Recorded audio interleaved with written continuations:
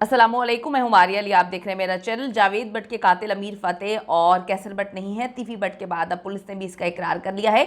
एक trend shooter, 15 बंदों की टीम, 4 मोटर बाइक्स, 2 कार्स और रिक्शा, सारी कहानी सीसीटीवी फुटेजेस ने जो है वो खोल के रख दी है, सामने आ चुकी है। तीफी बट ग्रुप ने जाली एफआईआर कटवाई। तीफी बट की बहन ने एक झूठी कहानी बताई कि उसने अमीर फातेह को जो है वो गोलियां मारते हुए देखा था। क्या असली शूटर इस वक्त मुल्क से फरार हो चुके हैं? जावेद बट कत्ल के बाद ट्रका वाला ग्रुप जो है इस वक्त मुकम्मल तौर पर बिखर चुका है।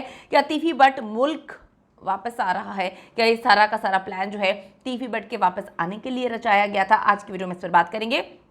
पाकिस्तान में जी इलेक्शन होते हैं और इलेक्शन होते ही क़यामत टूट पड़ती है एक प्राइवेट शादी की तकरीब में, जहां पर अमीर बलाज टीपू को सरेआम जो है वो मार दिया जाता है। इतने खौफनाक अंदाज में उसको मारा जाता है, इतनी प्लानिंग के साथ उसको मारा जाता है कि उस वक्त आगाज़ हो जाता है एक ऐसी चीज़ का जो अब तक चल रही है, जो रुकने का नाम नहीं ले रही। यहाँ से जी लाहौर के जो अंडरवर्ल्ड है उस दुनिया में खलबली मचती है और एक बार फिर से बहुत सारे गैंग्स इस वक्त एक्टिव हो चुके हैं। बलाज टीपू को मारने वाले शूटर्स तो पाकिस्तानी ही निकले हैं, लेकिन एहसन शाह के राब्ते जो हैं वो गैर मुल्की शूटर्स तक जो है वो पुलिस ने मिला दिए हैं। इस दौरान एहसन शाह खुद भी मारा जाता है। तीफी बट का बिनोई जावेद बट भी इस दुनिया से जो है वो चला जाता है, उसको भी सड़क पर दिन दिहाड़े मार दिया जाता है। एहसन शाह को शायद ये लगता था कि उसको नहीं मारा जाएगा, उसको ट्रैप किया गया।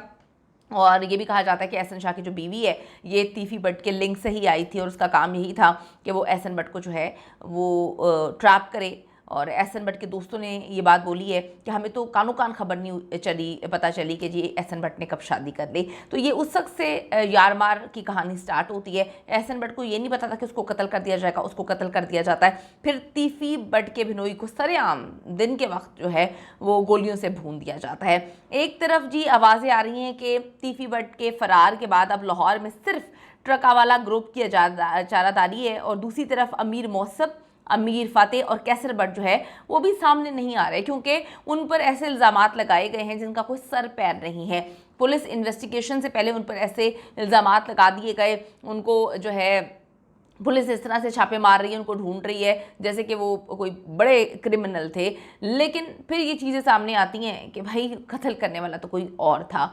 अब जी असल कहानी सिर्फ और सिर्फ शूटर्स बता सकते हैं और वो शूटर इस वक्त जो है वो बिल्कुल गायब हैं। एक शूटर को कत्ल कर दिया जाता है, हम बात करें अमीर बलाज के शूटर को, उसी वक्त जो है मार दिया जाता है। इनके प्लान का हिस्सा ये था कि शूटर को भी कत्ल कर देंगे, कि शूटर ने अपनी बीवी को ये कहानी सुनाई थी कि जी 1 साल के लिए मैं मुल्क से बाहर चला जाऊँगा, तुम्हें आराम से पैसे आते रहेंगे। लेकिन शूटर को ये नहीं पता था कि जहाँ पर वो उसने कत्ल किया बलाज को, वहीं पर उसको जो है उसी के बंदे कत्ल कर देंगे। तो अब वो वाला शूटर तो मर चुका है, वो तो कहानी नहीं सुना सकता। लेकिन ये शूटर इस वक्त जो है वो 9-2-11 हो चुके हैं, वो फरार हो चुके हैं और ऐसा लगता है शायद उनको मुल्क से बाहर निकाल दिया गया है। असल कहानी तो वही सुना सकते हैं। अमीर बलाज को मारने वाला शूटर तो उसी वक्त जो है आप सबको पता है कि उसको मकारी के साथ इस दुनिया से मार दिया गया, निकाल दिया गया था, उसे कत्ल कर दिया गया था।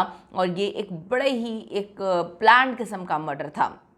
जब तक शूटर्स नहीं पकड़े जाते पता कैसे चलेगा कि जी सुपारी देने वाला कौन है? ये आप बात को समझे ना कि शूटर को गायब कर दिया है और कहानी ये सुना दी पुलिस एफआईआर में कि अमीर मौसम जो है वो तो भाग चुका है, लेकिन इनका जो दूसरा भाई है वो अमीर फतेह, वो जो है गोलियां चला रहा था। अमीर फतेह, मैंने आपको पहले दिन से कहा अमीर फतेह कैसे गोलियां चला सकता है? उनको तो अपनी जान के लाले पड़े हुए, उनके भाई को नाहक मार दिया गया, वो तो बगैर गार्ड्स के निकलते नहीं है, वो तो निकलते ही नहीं है। बलाज भी बहुत कम निकलता था, ये भी नहीं निकलता। तो ये कहानी तो इनकी झूठी जो है वो आ गई है, सारी दुनिया को पता चल चुका है। तीफी बट के बिनोई जावेद बट कत्ल केस में एक अहम पेशरफ जो है इस वक्त सामने आई है। जियो फेंसिंग में मुकदमे के नामजद मुल्जिमान अमीर फतेह और कैसर बट की मौजूदगी साबित ही नहीं हो सकी है, ठीक है ना। अब सीआईए ने जय वकुआ से मुलेका इलाके की जियो फेंसिंग करवाई है। जियो फेंसिंग में मुकदमे के नामजद मुल्जिमान, जो कि इनकी वाइफ ने बोला था अमीर फतेह ने गोलियां चलाई और मैंने उसको देखा था, ठीक है। और कैसर बट की मौजूदगी पुलिस के मुताबिक उसमें साबित ही नहीं हुई है। एफआईआर के मुताबिक मुल्जिम कैसर बट और अमीर फतेह मोटरसाइकिल सवार साथियों के हमरा जो है वो आए थे, इनकी कहानी के मुताबिक। और नामजद मुल्जिमान ने अपने वीडियो पैगामात में जावेद बट के कत्ल में मुलविस ना होने का दावा किया। उन्होंने कहा हमारा इस कत्ल से कोई ताल्लुक ही नहीं है। अब देखना ये है कि किसको फायदा पहुंच रहा था जावेद बट को कत्ल करके।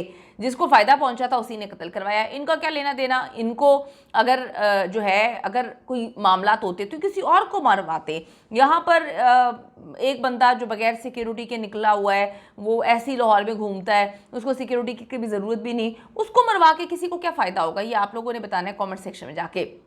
जियो फेंसिंग में भी यही साबित हो रहा है कि जी अमीर फातेह और कैसर बट कत्ल के वक्त वहां मौजूद नहीं थे। पुलिस ने ये अभी जो है डिक्लेयर किया है। पुलिस ने बताया है कि जावेद बट की टारगेट किलिंग में 4 शूटर्स थे।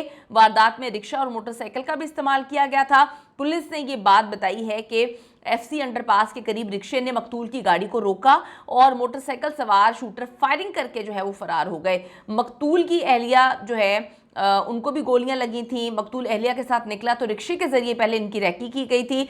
मोटरसाइकिल और रिक्शा जावेद बट की गाड़ी के साथ रैकी कर रहे थे।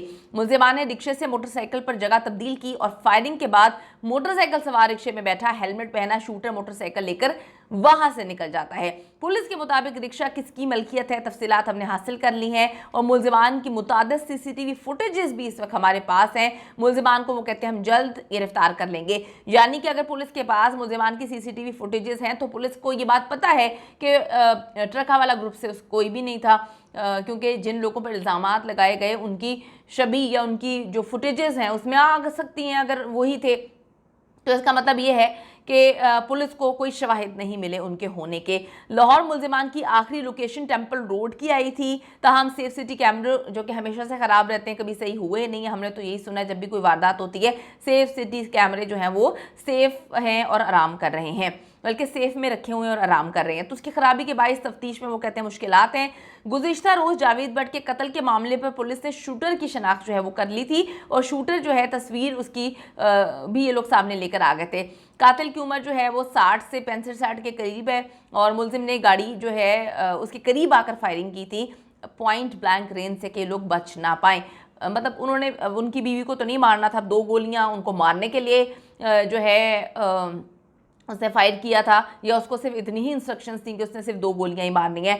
फायरिंग करने की फुटेज तो मौजूद नहीं है क्योंकि सीसीटीवी कैमरे ख़राब हैं और अब ये भी कंफर्म नहीं कि शूटर वही शख्स है या फिर कोई और है। जावेद बट का कत्ल एक ब्लाइंड मर्डर बनता जा रहा है जिसमें एफआईआर में जो है नामजद मुलजिमान तो क्लियर हो चुके हैं, लेकिन असल शूटर जो है वो अब तक 9-2-11 है। तो कमेंट सेक्शन में जाके ज़रूर बताइएगा कि आपको क्या लगता है कि किसको फ़ायदा हो सकता है यहाँ पर इनको कत्ल करवाने का और किसको फ़ायदा हो सकता है कि एहसन शाह को कत्ल करवाया गया। क्यों कत्ल करवाया गया, उसको तो अनकरीब बेल भी मिलने वाली थी और किसके गर्दन की रस्सी बन चुका था एहसन शाह, और इनको जो कत्ल करवाया गया तीफी बट के बिनोई को, ये किसका फ़ायदा हो सकता है। कमेंट सेक्शन में जाके अपनी कीमती राय ज़रूर दीजिएगा। See you in the next video.